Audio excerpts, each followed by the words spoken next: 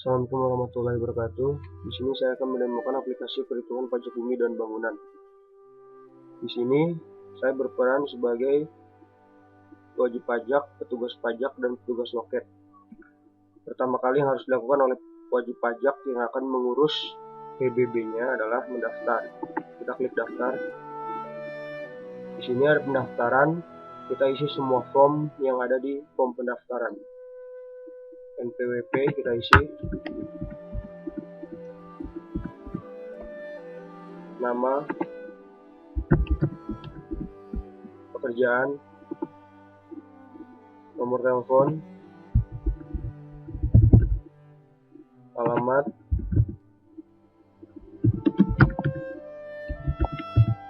nomor rumah, RT, RW, kelurahan,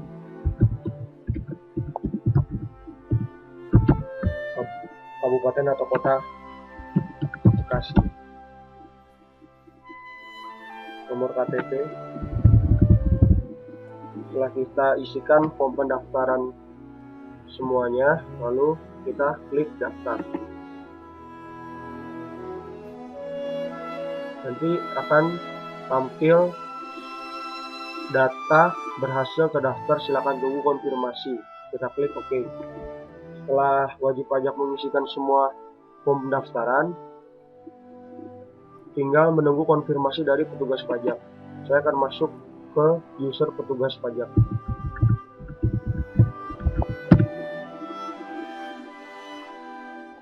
Nah, di sini di petugas pajak kita lihat wajib pajak. Di data wajib pajak nomor 5 telah ada dengan NPWP sekian, nama sekian, alamat sekian, nomor telepon sekian, password sekian, status belum dikonfirmasi.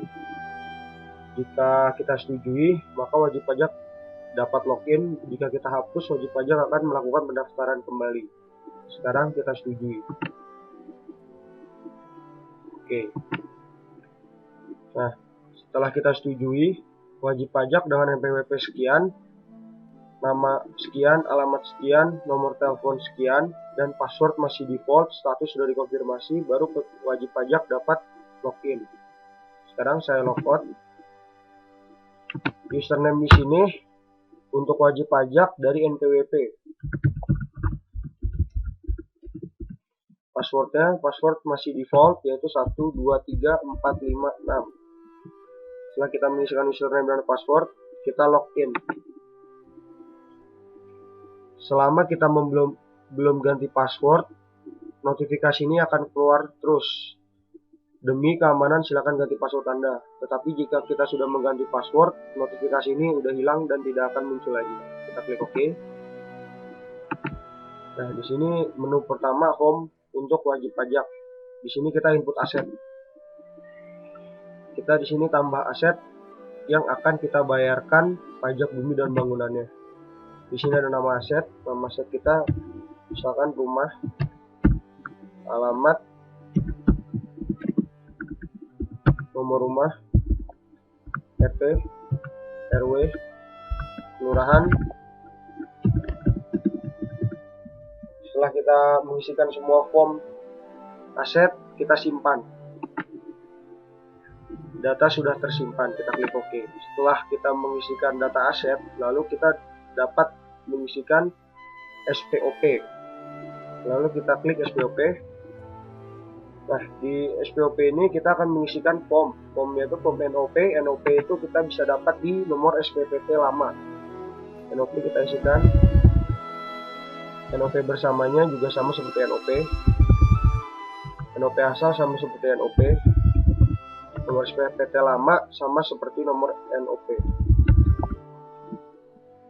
Di sini nama aset sudah tertera. Nama aset, nama jalan, blok, RT, RW, dan kelurahan.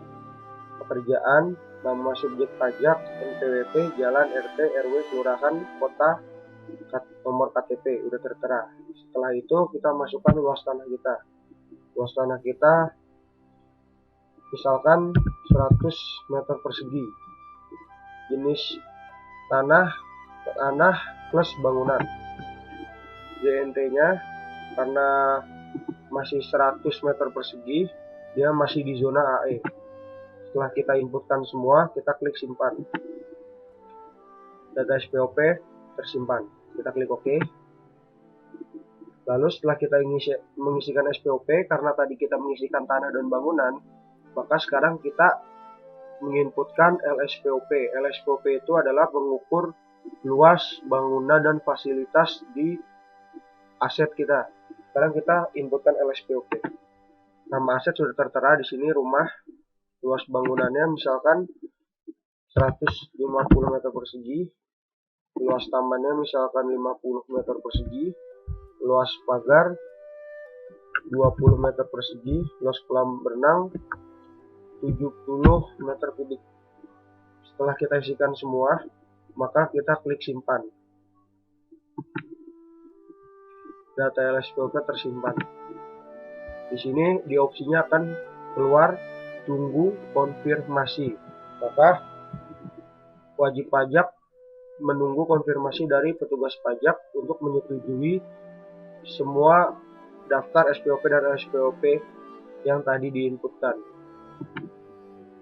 Sekarang saya masuk ke dalam petugas pajak.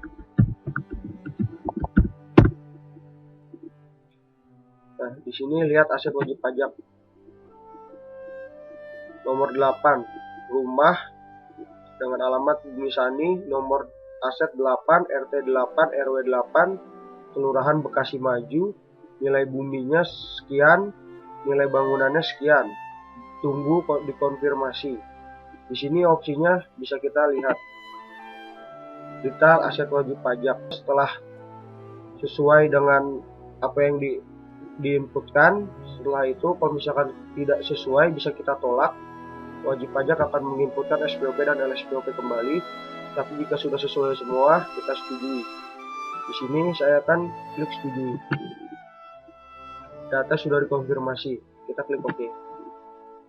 Setelah itu saya masuk lagi di wajib pajak dengan password yang sama, masih default.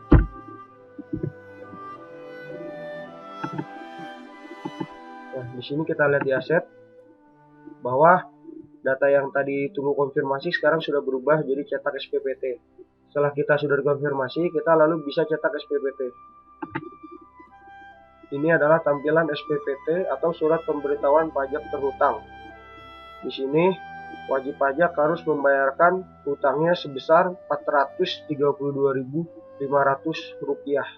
Setelah kita mencetak SPPT, lalu kita bisa datang ke kantor Dispenda atau Dinas Pelayanan Daerah untuk membayarkan pajak tersebut.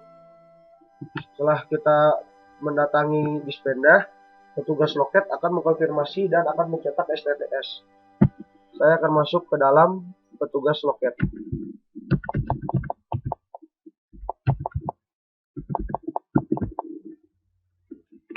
Ini adalah tampilan home dari petugas loket.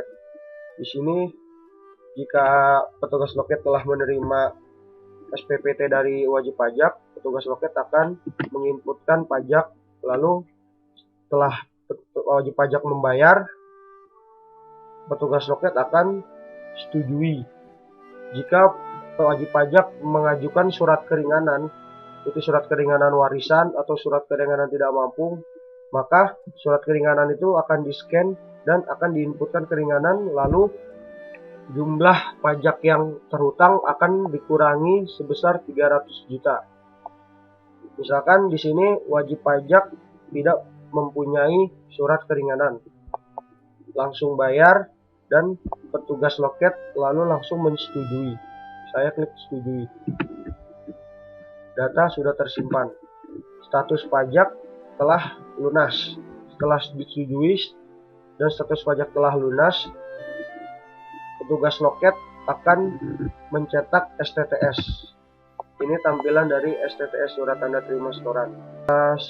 Semuanya selesai, dapat melihat laporan berupa jurnal dan berupa buku besar. Saya akan login ke dalam petugas pajak. Di sini petugas pajak dapat melihat jurnal yang terakhir sebesar 432.500. Jurnal yang ada di sini adalah kas dan pendapatan. Selain dapat menampilkan data jurnal, petugas pajak juga dapat menampilkan data buku besar. Di sini dalam data buku besar terdapat pilihan akun dan periode. Di dalam pilihan akun ada dua akun, yaitu kas dan pendapatan. Yang pertama saya akan tampilkan adalah akun kas dengan periode terakhir, yaitu di tanggal 3 November 2015. Lalu kirim. Di sini akan tampil data buku besar kas. Lalu saya akan tampilkan data buku besar pendapatan dengan periode sama dengan kas, yaitu tanggal 3 November 2015. Lalu saya kirim.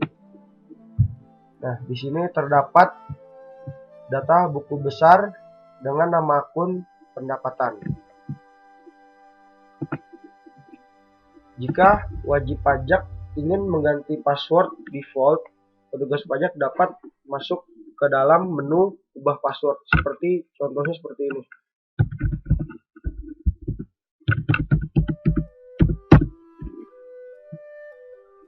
Jika belum diganti password, petugas pajak akan terus menerima notifikasi. Demi keamanan Anda, silakan ganti password Anda. Kita klik OK. Dapat mengubah password. Masukkan password baru. Ulangi password baru. Setelah itu simpan. Akan keluar notifikasi password berhasil diupdate. Kita klik OK. Jika kita logout, kita masukkan username dan kita masukkan password yang default yang 123456. Wajib pajak sudah tidak dapat login dengan password tersebut. Akan keluar notifikasi username atau password salah atau belum dikonfirmasi, silakan hubungi kantor pajak terdekat. Kita klik OK. Tapi jika kita masukkan username lalu kita masukkan password yang baru, kita klik login, maka wajib pajak dapat masuk dengan password yang baru dan sudah tidak ada notifikasi. Demi keamanan Anda, silakan ganti password. Demikian demo aplikasi yang bisa saya sampaikan. Terima kasih.